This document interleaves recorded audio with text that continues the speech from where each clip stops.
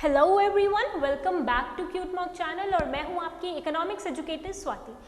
आज का हमारा जो सेशन है वो बहुत ही इंपॉर्टेंट सेशन रहेगा। व्हाई? बिकॉज इस वीडियो लेसन में हम ये बेसिकली देखेंगे कि क्यों सीयूईटी के एग्जाम के लिए हम एनसीईआरटी को फोकस करते हैं। सबसे पहली चीज हम देखेंगे कि सीयूईटी के पेपर में जो क्वेश्चंस आए हैं उनका सोर्स क्या रहा है, और सेकेंडली हम देखेंगे कि एनसीईआरटी की इंपॉर्टेंस क्या है। राइट, तो मैंने आप लोगों के लिए कुछ हैंडपिक क्वेश्चंस निकाले हैं, उनको हम देखेंगे कि बेसिकली उनका सोर्स क्या रहा है। राइट, तो let's start with the session.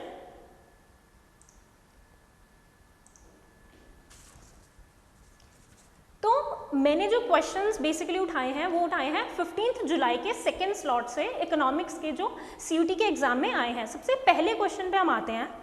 तो हमारा जो सबसे पहला क्वेश्चन है that is Economic policies which have been adopted by both India and Pakistan are, सबसे पहला है mixed economy, import substitution, green revolution, 5-year plans और commerce system।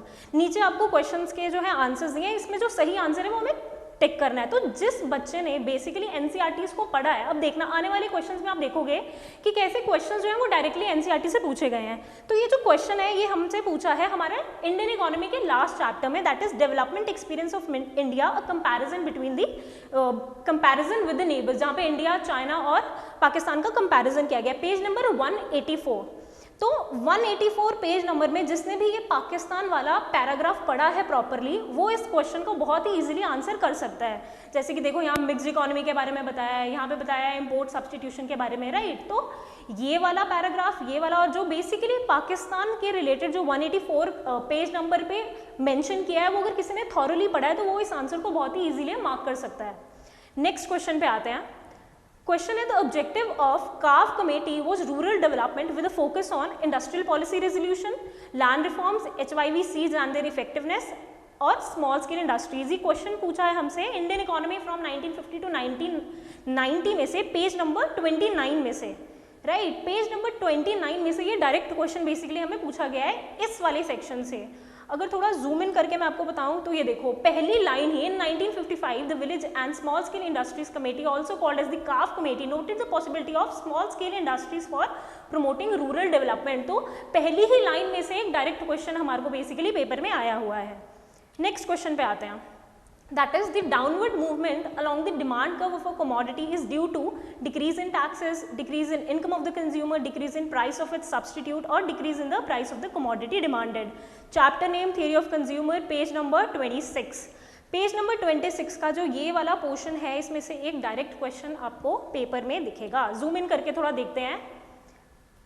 राइट, तो ये देखो movement along the demand curve and shifts in the demand curve, इस वाले section में से बेसिकली एक डायरेक्ट क्वेश्चन जो है वो पूछा गया है। राइट, नेक्स्ट क्वेश्चन पे आते हैं। That is budget set of a consumer is defined as, तो आपको देखो 4 डेफिनेशंस दी गई हैं। कौन सा चैप्टर है? Again theory of consumer behaviour. Direct question from page number 15। Page number 15 में से ये डायरेक्ट क्वेश्चन बेसिकली पूछा गया है ये वाले एरिया में से। जूम इन करके थोड़ा अगर हम इसको देखें, budget set and budget line के बारे में बेसिकली यहाँ पे बताया है, और इससे एक डायरेक्ट बिल्कुल वर्ड टू वर्ड लाइन, बिल्कुल सिमिलर लाइंस जो हैं वही हमें क्वेश्चन में पूछी गई हैं। तो अगेन जिन्होंने एनसीईआरटीज को थॉरली स्टडी किया है, उनकी हर एक लाइन जो एनसीईआरटी की बहुत इंपॉर्टेंट है, हर एक लाइन में से कोई ना कोई एक क्वेश्चन जो है वो बन सकता है। तो हमने एनसीईआरटी को बहुत प्रिसाइसली फोकस करना है, जहाँ से हमने प्रैक्टिस भी करनी है, वो भी हमने बेसिकली ऐसी जगह से प्रैक्टिस करनी है जो एनसीईआरटी बेस्ड क्वेश्चंस बेसिकली बनाते हैं।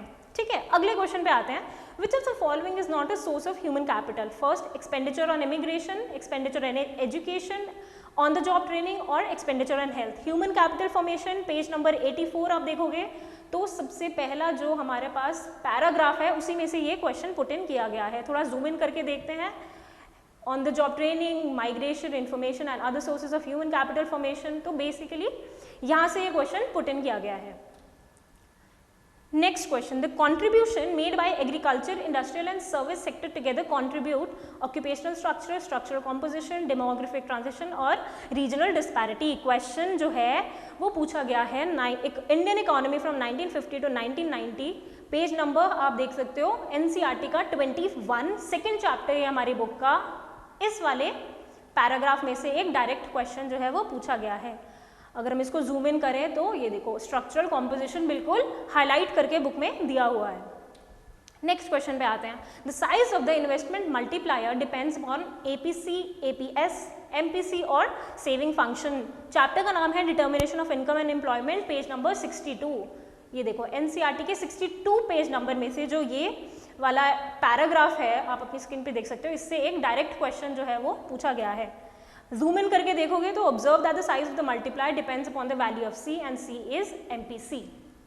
Coming on to the next question, that is, if the equilibrium level of the output is less than the full employment level, then it is a situation of balanced demand, deficient demand, excess demand or unemployment. Again, determination of income and employment, page number 64.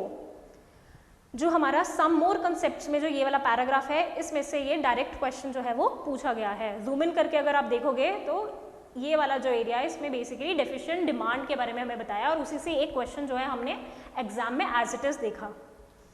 Next is a producer plans to add rupees 200 worth of goods to her stock by the end of the year. However, due to unexpected fall in the demand for her goods, she adds rupees 250 worth of goods.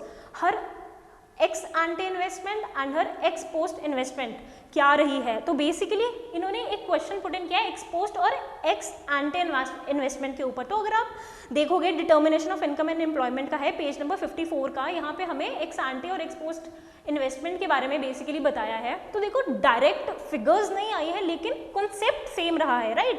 Application based question है ये। तो अगर किसी को मालूम है कि x एंटे और एक्स पोस्ट इन्वेस्टमेंट क्या होती है, वो क्वेश्चन को जो है वो एग्जाम में सॉल्व इन कर सकता है। तो देखो इन्होंने एक्सप्लेन किया हुआ है कि एक्स एंटे जो है वो बेसिकली प्लान दिखाती है और एक्स पोस्ट जो है वो बेसिकली एक्चुअली जो हैपन हुआ था वो बताती है। तो किसी को अगर इसका मीनिंग मालूम है तो वो एग्जाम में डायरेक्टली उसको अप्लाई करके क्वेश्चन को आंसर कर सकता है, राइट? इसीलिए थॉरो रीडिंग ऑफ एनसीईआरटी और उसको समझना बहुत जरूरी है।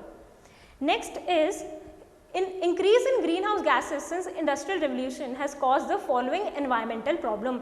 चैप्टर का नाम है environment and sustainable development, page number 165। अपनी एनसीईआरटी का 165 पेज नंबर अगर आप देखोगे 165 पेज नंबर अगर आप देखोगे तो उसमें ग्लोबल वार्मिंग वाला जो बॉक्स है उससे डायरेक्ट क्वेश्चन पहली लाइन से ही बना हुआ है। जूम इन करके देखोगे तो अब देखो ये चीज़ भी नोट करने वाली है कि हमने सिर्फ कंटेंट नहीं देखना है, जितने भी स्टैटिक चीज़ें हैं, जितने भी बॉक्सेस हैं, जितने भी एडिशनल इन्फॉर्मेशन एनसीईआरटी में लिखी है, ये समझो कि एनसीईआरटी की एक एक लाइन हमारे लिए इंपॉर्टेंट है, राइट? तो देखो पहली लाइन में ही इस क्वेश्चन का आंसर जो है वो छुपा हुआ है।